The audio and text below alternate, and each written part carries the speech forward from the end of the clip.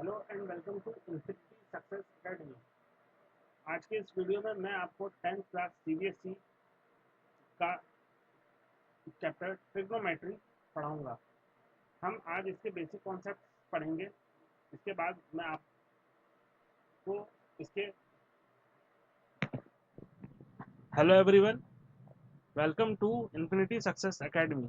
आज के इस वीडियो में मैं आपको 10th क्लास सीबीएसई की ट्रिग्नोमेट्री का इंट्रोडक्शन दूंगा। ट्रिग्नोमेट्री और ट्रिग्नोमेट्रिक आइडेंटिटीज के बारे में हम समझेंगे। और ये जो वीडियो लेक्चर सीरीज है वो एमपी बोर्ड, सीबीएसई, आईसीएसई हर उस बंदे के लिए है, हर उस स्टूडेंट के लिए है जो ट्रिग्नोमेट्री को अच्छे से समझना चाहता है, पढ़ना चाहता है और एक एक चीज़ समझना चाहता है। शुरू करते हैं आज की अपनी ये वीडियो। तो जो ट्रिग्नोमेट्रिक रेशियोज होती हैं वो ट्रिग्नोमेट्री की शुरुआत होती है ट्रीगोनमेट्रॉन से। ठीक है, तो जैसा कि हम समझते हैं कि जो ट्रिग्नोमेट्री वर्ड है वो 3 शब्दों से मिलकर बना है, ट्रिग्नोमेट्री। ठीक है, ट्री का मतलब आप समझते हैं, ट्री का मतलब होता है 3, गॉन मतलब होती हैं साइड्स, और मैट्रिक मैट्रॉन का मतलब होता है मेजरमेंट। ठीक है, तो जब आप किन्हीं 3 साइड के मेजरमेंट को करते हो उसको बोलते हैं ट्रिग्नोमेट्री। ट्रिग्नोमेट्री के अंदर आप सबसे इंपॉर्टेंट चीज क्या पढ़ते हैं, आप किस ट्रायंगल के बारे में पढ़ते हैं, वो है right angle triangle. Right angle triangle, देखिए ट्रायंगल 3 तरह के होते हैं। एक होता है एक्यूट एंगल ट्रायंगल, एक होता है राइट एंगल ट्रायंगल और एक होता है obtuse angle triangle. Acute angle triangle वो होता है जिसकी सारी साइड्स मोर सारे एंगल लेस देन 90 डिग्री हो। राइट एंगल ट्रायंगल वो ट्रायंगल होता है जिसकी कोई एक साइड 90 डिग्री के बराबर हो। और वहीं जो ऑब्ट्यूज एंगल ट्रायंगल होता है, थोड़ा सा बिगड़ गया मेरे से, देखिए, जो ऑब्ट्यूज एंगल ट्रायंगल होता है वो एक ऐसा ट्रायंगल होता है जिसकी कोई एक साइड जो है वो मोर देन 90 डिग्री हो। ठीक है, तो इसको बोलते हैं ऑब्ट्यूज एंगल ट्रायंगल। बट इस पूरे चैप्टर में, इस पूरे ट्रिग्नोमेट्री के सब्जेक्ट में आगे चल करके ये पूरा एक सब्जेक्ट बन जाता है। जैसे आपको मैथमेटिक्स के अंदर ट्रिग्नोमेट्री पूरा अपने आप में सब्जेक्ट है। सो इस पूरे सब्जेक्ट के अंदर हम राइट एंगल ट्रायंगल के ही बारे में पढ़ते हैं। समझते हैं राइट एंगल ट्रायंगल क्या होता है।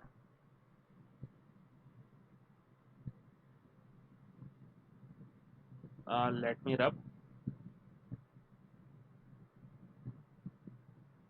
ओके, सो अब हम आगे पढ़ते हैं। राइट एंगल ट्रायंगल के कुछ बेसिक इंपॉर्टेंट पार्ट्स होते हैं। सबसे पहले अगर हम देखें राइट एंगल ट्रायंगल कैसा दिखता है, ये कुछ ऐसा दिखता है। इसकी जो एक साइड होती है, जैसा हमने अभी डिस्कस किया कि वो 90 डिग्री की होती है, उसके सामने वाला एंगल जो होता है वो थीटा होता है। थीटा के सामने वाली जो साइड होती है इसको बोलते हैं परपेंडिकुलर। थीटा से जुड़ी हुई जो साइड होती है इसको बोलते हैं बेस। और जो सबसे बड़ी साइड होती है वो होती है हाइपोटेन्यूस।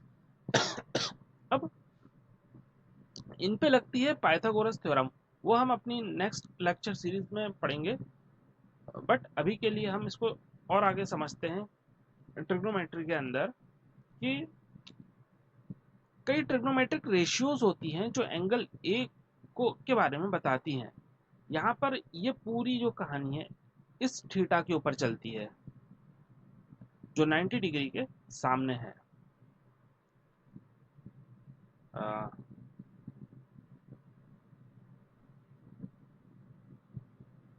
अब यहाँ पर आपके पास 6 ट्रिग्नोमेट्रिक रेशियोज आ जाती हैं। सिन, कॉस, टेन, कॉट, सेक, कॉजेक, कॉट, सेक, कॉजेक। ठीक है, साइन थीटा क्या होता है? परपेंडिकुलर अपॉन हाइपोटेन्यूज होता है, cos theta base upon hypotenuse होता है, टेन थीटा। अब टेन, ये सब इनके पूरे फुल फॉर्म है।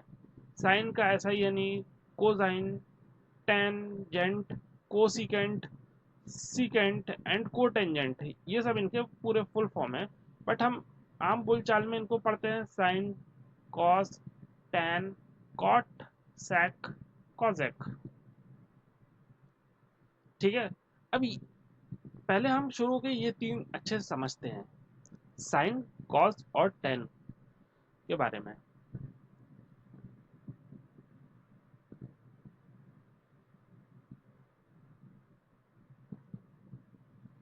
ठीक है।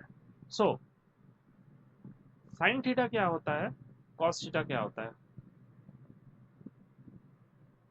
आ, यहाँ पे पेन चेंज कर लूँ। ओके। सो देखिए, यहाँ पे आपको परपेंडिकुलर क्या दिख रहा है? मान लीजिए कोई एक राइट एंगल ट्राइंगल है, ठीक है।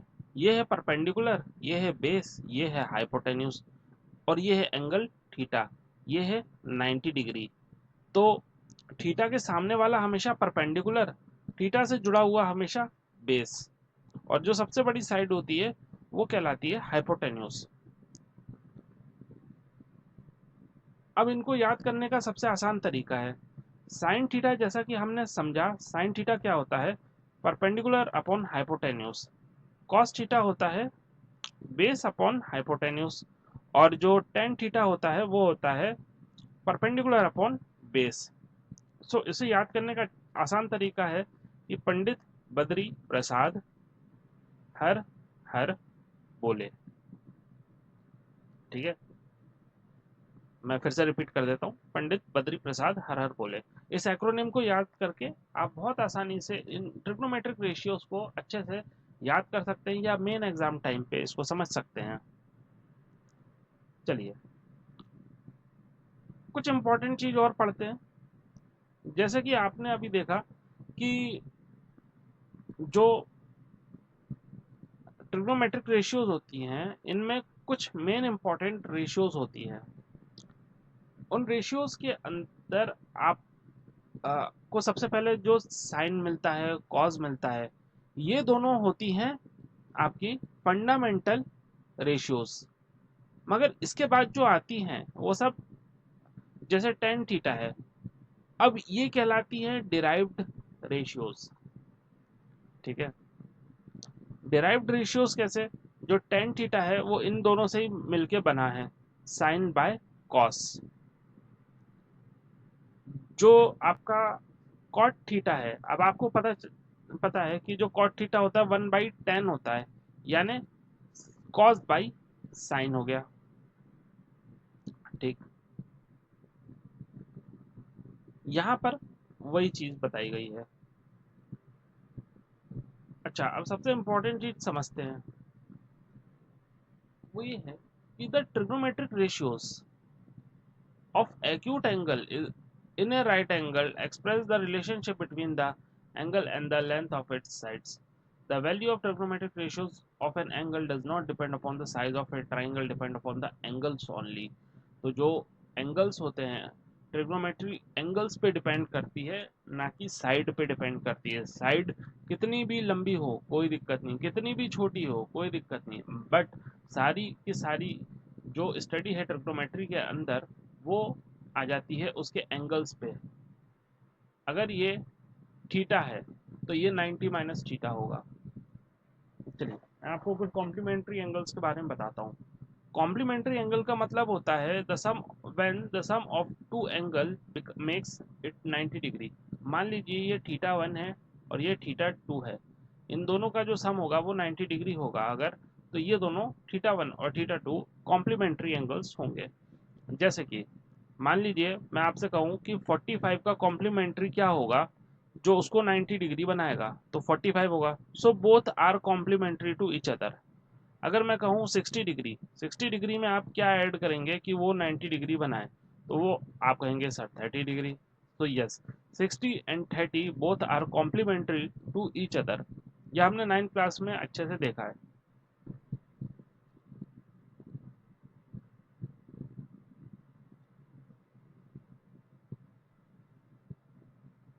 ठीक है,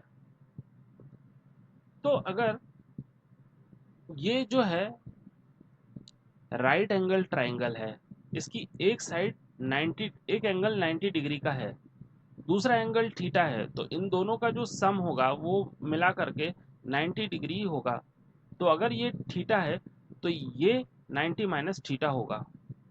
ठीक, या इसी को कहा गया है complementary angle of trigonometry. Two angles are said to be complementary if their sum is 90 degree. Angle A and angle C are the complementary angles. ठीक, trigonometric ratios of complementary angle, base, perpendicular, hypotenuse। जैसे कि हमने अभी देखा sine theta होता है perpendicular upon hypotenuse. ये एक ऐसा ट्राइंगल है जिसकी ए बी हो गया उसका परपेंडिकुलर, ए सी हो गया हाइपोटेन्यूज और बी सी हो गया बेस। ठीक है, तो देखते हैं sine theta A B upon A C, हाँ ठीक है A B upon A C है। Cos theta B C upon A C है, और tan theta A B upon B सी।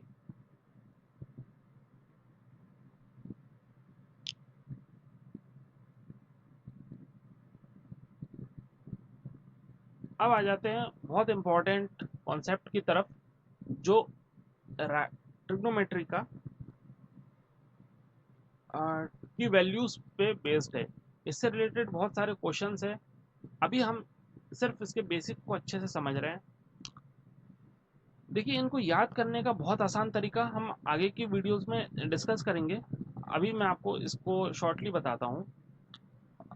देखिए, जो आपका ट्रिग्नोमेट्रिक रेशियोज हैं वो कहाँ से कहाँ तक वेरी करते हैं। सबसे पहले 0 से 90 डिग्री समझते हैं।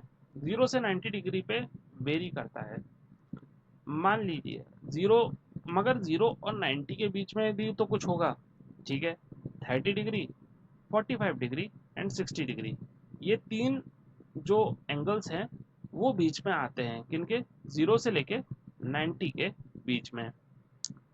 जो साइन थीटा होता है वो 0 से 1 ट्रेवल करता है, और जो कॉस थीटा होता है वो जस्ट इसका उल्टा 1 से 0 की तरफ ट्रेवल करता है।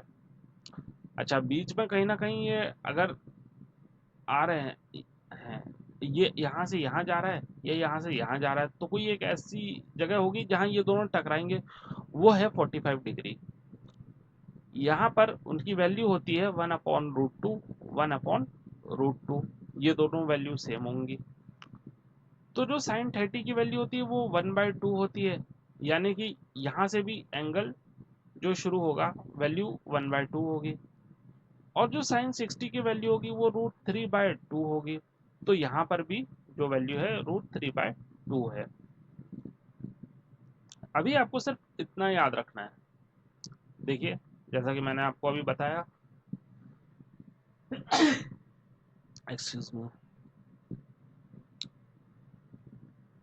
तो यहाँ सामने आप देख सकते हैं जो साइन थीटा है,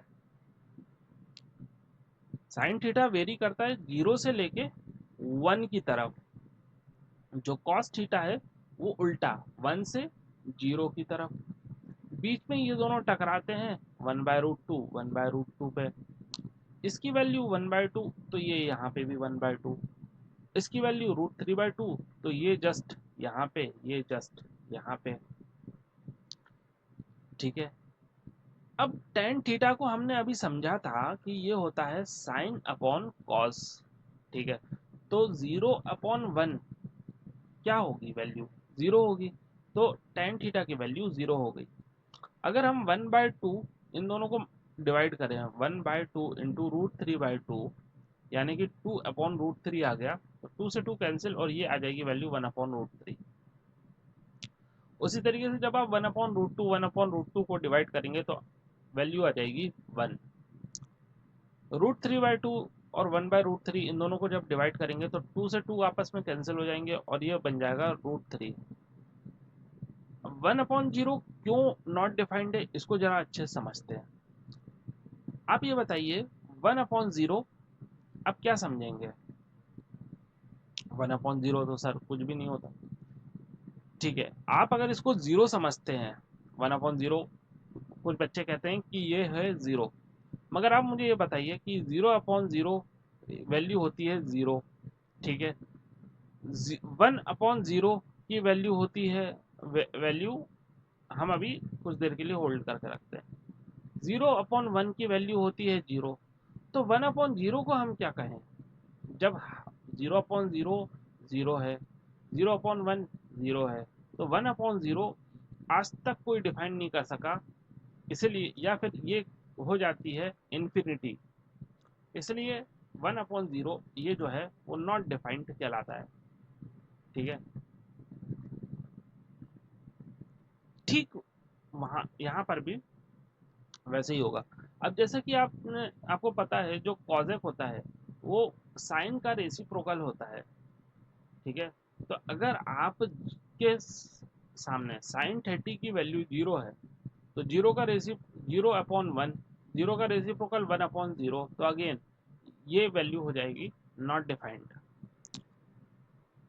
जो साइन 30 है, यहाँ पर एक चीज समझने वाली बात यह है कि जो साइन थीटा है उसका रिलेशन पूरा पूरा कॉस थीटा से है, क्योंकि जो कॉस थीटा है, कॉजेक थीटा जो है वो वन अपॉन साइन है, और सेम वही चीज कि जो साइन थीटा है वो वन अपॉन कोजैक है। तो इन दोनों का सीधे सीधे रिलेशन बनता है, ठीक है। यहाँ पर आपके पास ये हमने डिस्कस किया कि क्यों ये जो जीरो है, कॉजेक जीरो की वैल्यू नॉट डिफाइंड हो जाएगी। मगर हम देखें कोजेक 30 की वैल्यू, कोजेक 30 की वैल्यू टू हो जाएगी, क्यों? हमें पता है Kozak again one upon sine होता है, वन अपॉन साइन यानी कि वन अपॉन टू, टू को वन अपॉन टू को उल्टा कर देंगे तो टू आ जाएगा। उसी तरीके से वन अपॉन रूट टू को आप उल्टा करें, वन अपॉन रूट टू को उल्टा करें तो रूट टू आ जाएगा, रूट थ्री अपॉन टू को उल्टा करें तो टू अपॉन रूट थ्री आ जाएगा, और वन अपॉन वन तो वन ही होता है। सेक थीटा, जैसा जैसे कोजेक का संबंध साइन से है, उसी तरीके से कॉस का संबंध सेक से है। सर क्या संबंध है, बताते हैं आपको। संबंध ये है कि जिस तरीके से साइन वन अपॉन कॉजेक था, उसी तरीके से जो आपका कोजेक सेक है वो वन अपॉन कॉज है, यानी कि कॉज का रेसिप्रोकल सेक है और सेक का रेसिप्रोकल कॉज है। अगेन अब हम देखते हैं, मुझे रब मैं रब कर लूँ।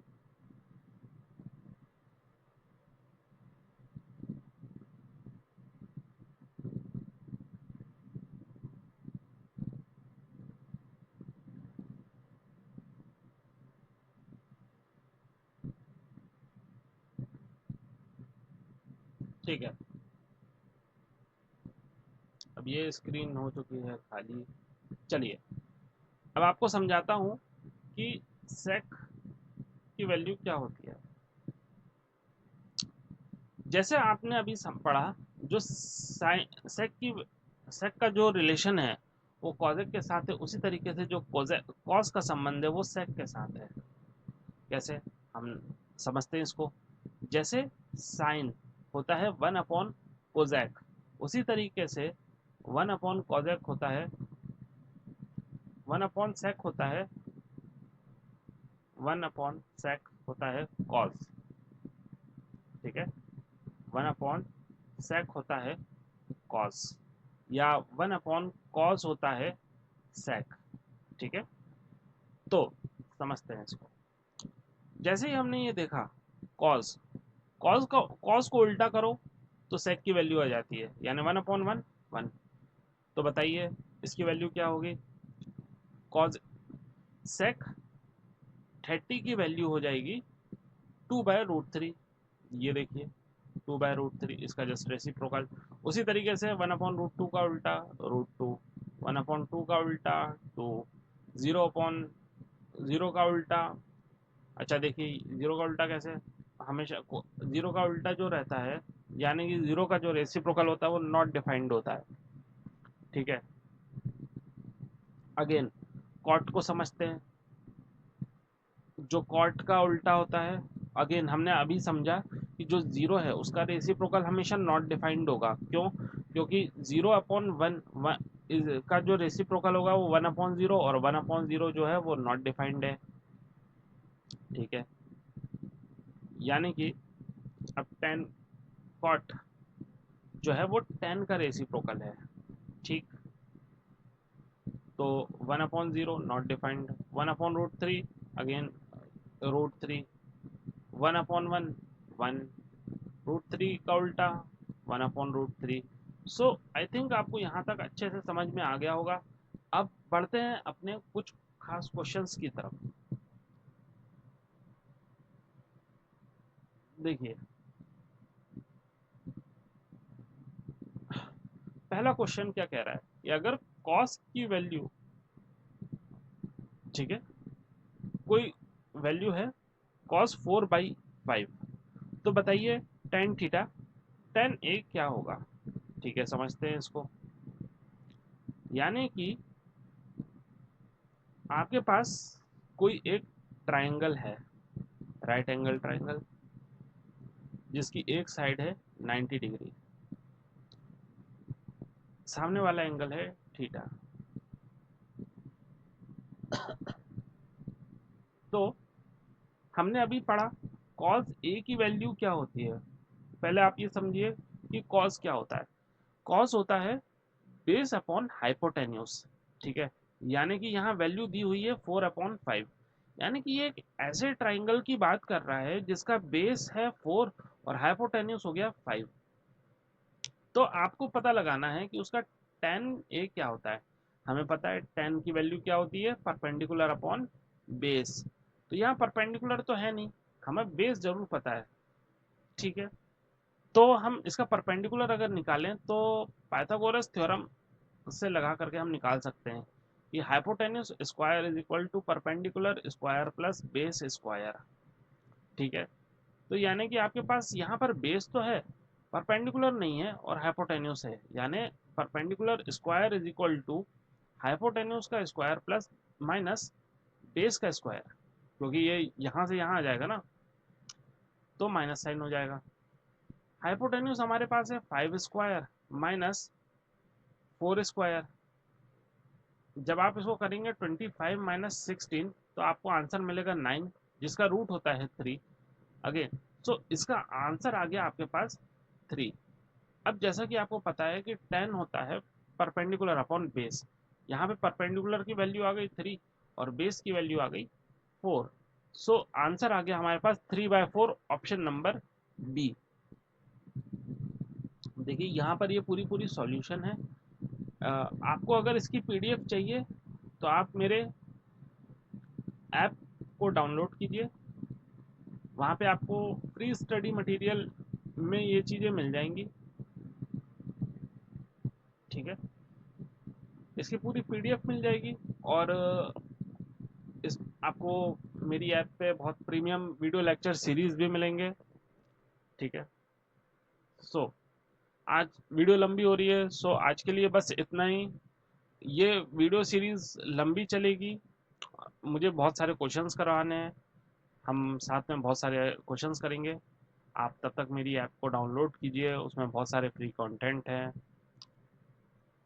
यहाँ पर आपको सो एनसीईआरटी एग्जाम्पलर से भी बहुत सारे क्वेश्चंस आपको आपको उसके सॉल्यूशन मिलेंगे। Till then, bye bye. Please kindly do like share and subscribe my channel. Videos बनाने में बहुत मेहनत लगती है, सो और अभी मुझे आपको बहुत सारे क्वेश्चंस करवाने हैं, हम साथ में बहुत सारे क्वेश्चंस करेंगे। ठीक है, सो